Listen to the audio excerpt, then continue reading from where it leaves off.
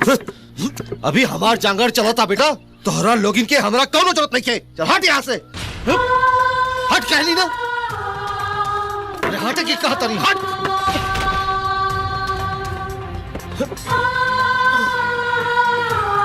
थर कहीं के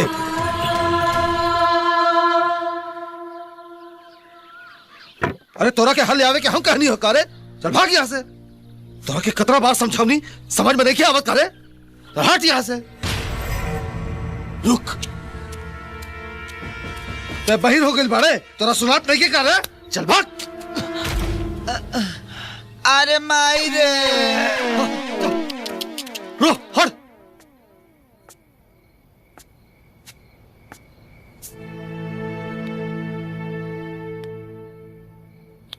अरे चल हट रे भग चुनहरा।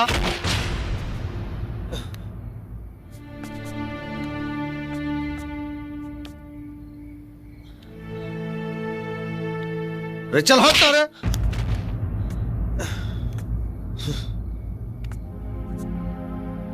ते हमरा के चैन से ना सुते देवे।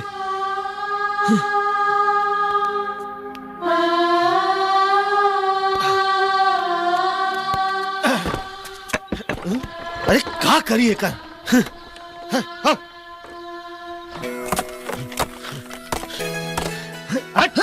क्या करी रे कर, भाग यहाँ से।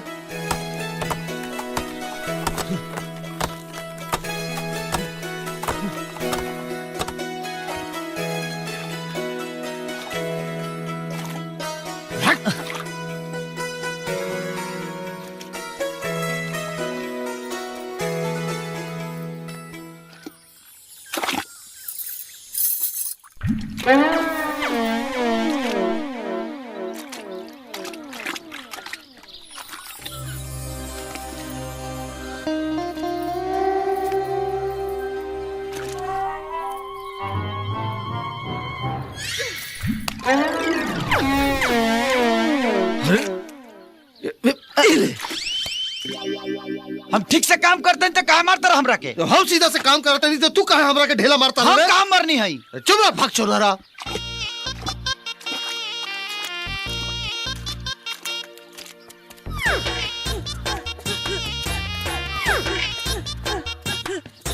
किशन, हमके तरह से जरूरी बात करे के बा।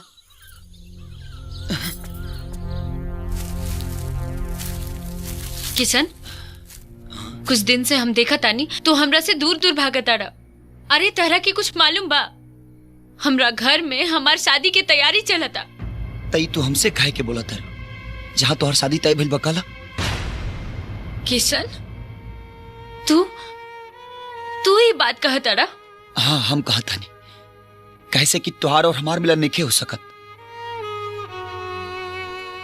ऐसे कि तुहार बाबूजी और हमार बाबूजी जन्म जन्म के दुश्मन हलो, और हम अपने बाबूजी को अच्छी तरह से जानता नहीं। उमर जी हैं, लेकिन तुहार और हमार मिलन कब्बो ना होके दी। किशन, तू हमके समझे की कोशिश काहे नहीं को करत? हमरा घर के हालत बहुत खराब बा। राम भैया और सोहन भैया जब से घर छोड़ के गइल बालो, बाबूजी के दिल टूट गइल बा। भले अब दुनिया इधर से उधर हो जाई त कहा, लेकिन हम अपने बाबूजी के दिल नहीं तोड़ सकत। ऐसे तू हमके भूल जा चंदा।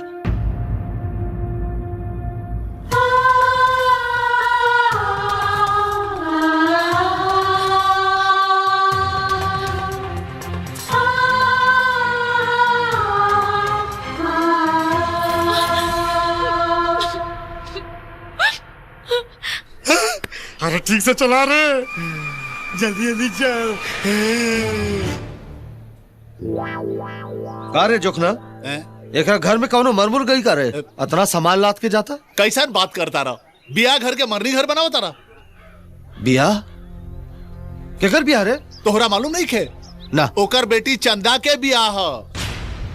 कहा चंदा के बिया? वहां लगी काका। अरे खुश रहा बबुआ, एने कैसे? अरे बसुआ, रमेश्वर पाड़े के 2 लाख रुपया देवे के रहला तो अपन पैसवा मांगा गए नहीं तोरा से। हम तो तोरा से कहले रहने ना कि 2 साल में चुका दे कह के।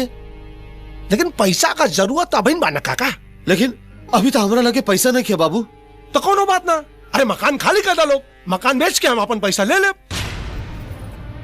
बनवारी हमरा पर भरोसा रखा। हम थोड़ा थोड़ा करके तोहार पाई पाई चुका दे। कहाँ से चुकाई बा काका है? तोहार दोनों बड़का बेटा तोहार मुंह पे थूक के चल गए सन। अब वो पैसा दिए है ना है? अब रहल बात छोटका की किसनवा की, वो तो ससुरा एक नंबर के निकम्मा बा, कहाँ से दी? चुप रहा लोग, हमार किसन निकम्मा नहीं के। देख लिया एक दिन वो अपन खून पसीना एक करके अपने बाप का कर्जा जरूर चुकाई। चुप रहा काकी तू तय। हे काका पैसा दे दा हमार सीधे सीधे, नहीं तो ये मकान जबरदस्ती खाली करवा ले हम। हाँ। अरे ऐसे कैसे खाली करवा ले बा? बाप का राज है का? अरे बुढ़िया तू बीच में मत बोल। हट। परिवार है तुहार उतना हिम्मत।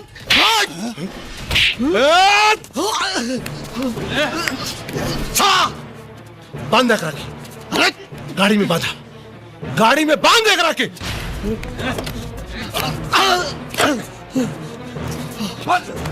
अरे ये कहा था। अरे छोड़ा हम रखे। अब पता चली बनवारी के थप्पड़ मरले का अंजाम। ले चला करा के चल चुलबुल। अरे छोड़ा हम रखे। किसन के बाबूजी छोड़ छोड़ करा के छोड़ छोड़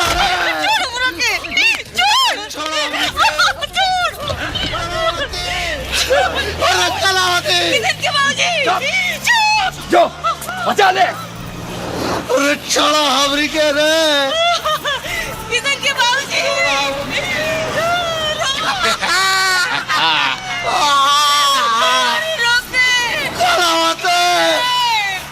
भाई बोल भाई। आजो किसान। हाँ सीधा सीधा। अरे चलो हमरी के रे। आजो बुढ़िया बचा ले। अरे छोड़ो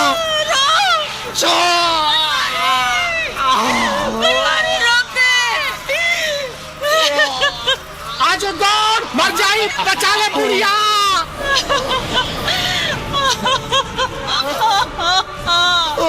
अरे छोड़ो।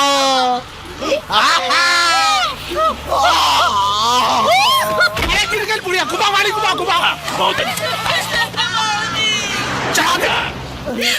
चढ़ा दे बुढ़िया पे चढ़ा दे। दड़ा बुढ़िया के। अरे रुका। अरे छोड़ा हमरी के। कलावती अरे कहानी रोका। चढ़ा दे। चलो यहाँ पर।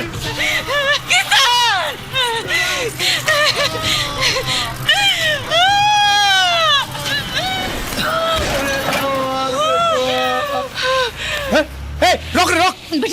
बेटा बाबूजी के बच्चा। घुमा गाड़ी घुमा गाड़ी।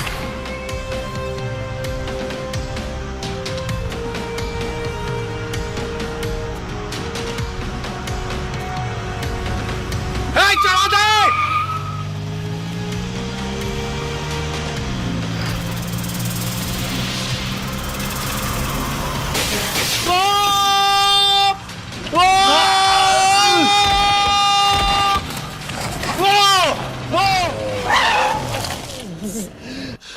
बाबूजी बाबूजी बाबूजी बाबूजी बाबूजी अरे कुछ ना हुई बाबूजी।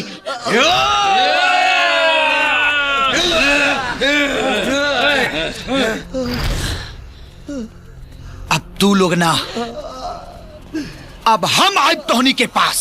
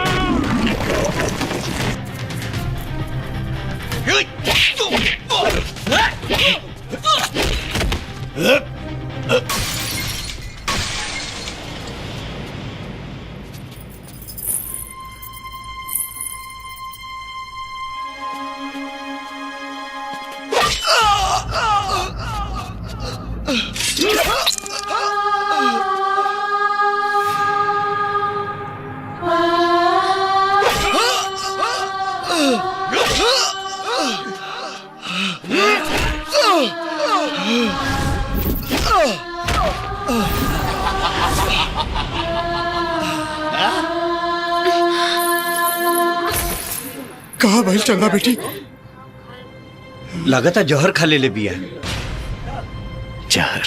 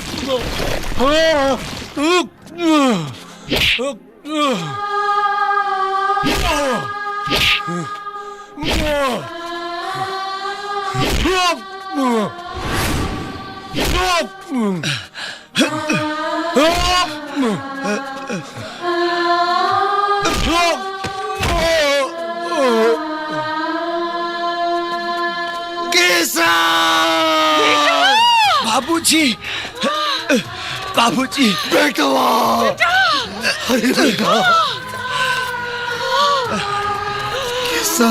बेटा अरे कुछ ना हो हमारा बेटी, कुछ ना हुई।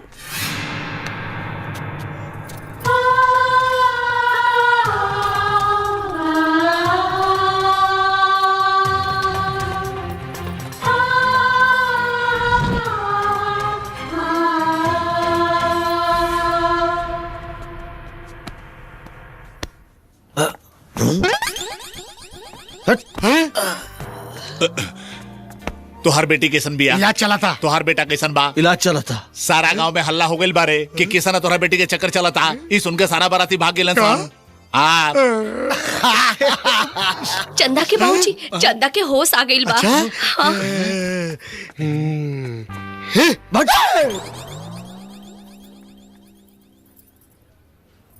किशन,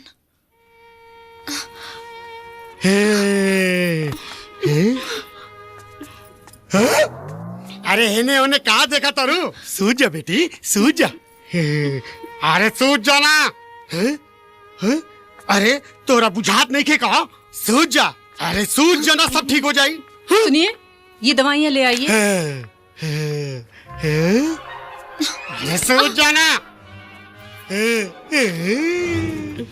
धीरज धर। ए जी, किशन के होश आ गए। अच्छा हाँ। चल। हे भगवान।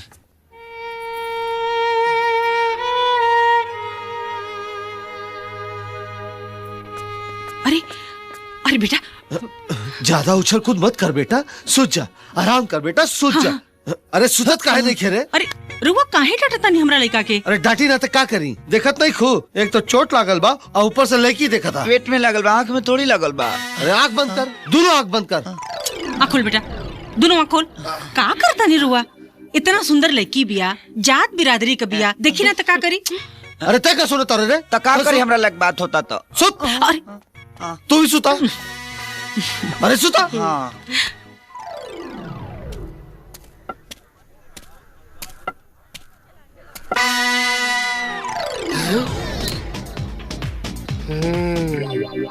तू सोचत होगा जवान आदमी कभू तोहर दुकान तरफ झांके खातिर ना आइल वो आज कैसे आ गइल जाना तारा ए दुनिया में हमार एक एक औलाद बा हमार किसान वो हमार खुशी खातिर अपना सब सुख त्याग देलस और साबित कर देलस कि उहे हमार सच्चा औलाद बा अब हमार बारी बा अब हमरा के साबित करे के बा कि हम ओकर बाप हई ललन भाई हम अपना बेटा खातिर तो हर बेटी के हाथ मांगे आयल बानी अब तो चाहे हमार बेइज्जती करा पर ये रिश्ता मत ठुकरावा।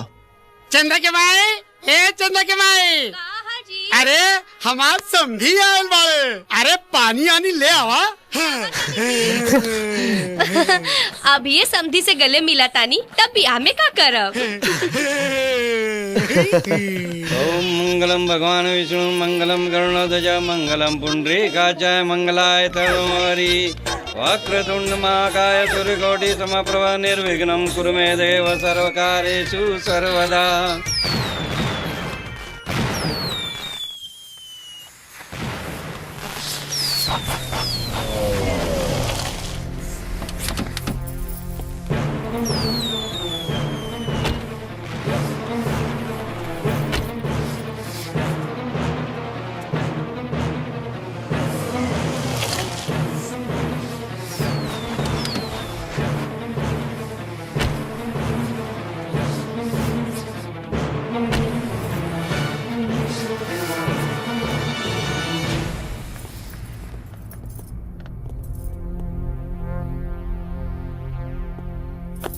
रुक जा लोग, अपना बाप की जिंदगी भर का कमाई तो ले लेला, अब का लेवा आइल बड़ा लोग।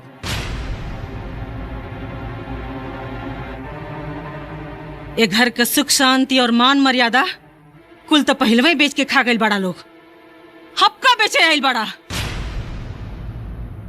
कहीं तो लोग हमनी पर तरस खा के तो नहीं ना आइल।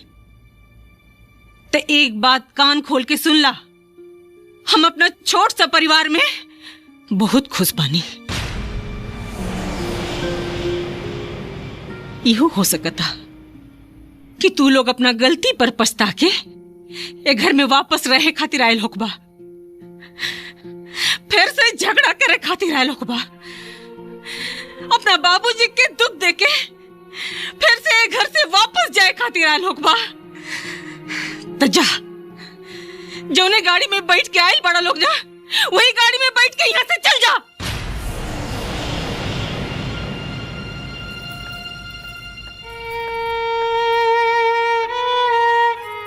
दीदी रहुआ लोग अंदर चली ना, हम हाथ जोड़ता नहीं, चली ना। शायद रहुआ लोग माँ जी के बात से डराता नहीं। माँ जी रहुआ लोग से नाराज नहीं की, अरे वो तो अपना बेटा लोग से नाराज बानी। उहा लोग के अंदर आवे से मना कैले बानी, रहुआ लोग के ना। अरे रहुआ लोग तो ये घर के बहू बानी, रहुआ लोग के पूरा अधिकार बा ये घर पर। रहुआ लोग के रोक सकता है घर में अंदर आवे से। चली ना दीदी, आई ना, चली लोग। दी हमरा के, ए बेटा आवा आवा, हमरा लगे आवा बेटा आवा। चली ना दीदी, आई।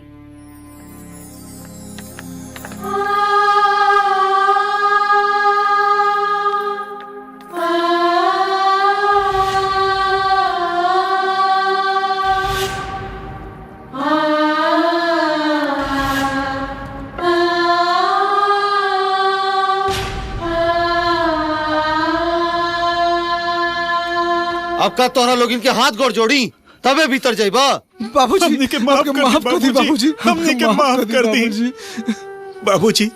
हमने के एहसास हो गए कि माँ बाप के चरण में ही दुनिया के हर धाम और स्वर्ग बा। हाँ बाबूजी, हमने के बुझा गए कि अपना परिवार से बढ़ के दुनिया में कोनो सुख ना होला बाबूजी।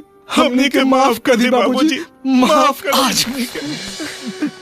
अरे किशन के माई, पूजा पाठ के तैयारी करा, हम लइकन खातिर पड़ाका लेके आवता नहीं।